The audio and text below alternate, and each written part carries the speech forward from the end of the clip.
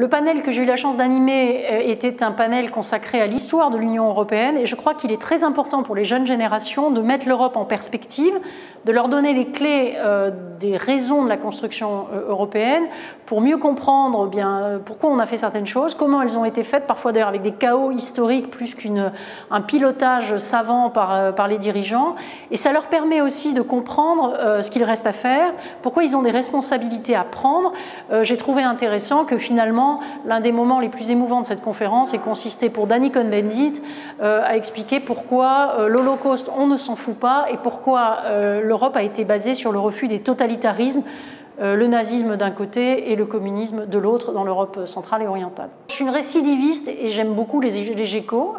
Et je suis venue parce que c'est l'une des rares manifestations en France où on arrive vraiment à toucher directement un public qui est large, un public qui est jeune, puisqu'il y a des professeurs qui emmènent leur classe. Alors peut-être que les jeunes n'ont pas le choix, mais en tout cas c'est bien qu'ils soient là. Et donc on a cet échange qui est particulièrement important entre des vrais experts qui apportent de la connaissance et un public qui fait l'effort aussi de venir écouter. Et en plus, l'atmosphère est toujours extrêmement sympathique. Et je trouve important aussi que ça n'ait pas lieu à Paris, mais que ça ait lieu dans une région française.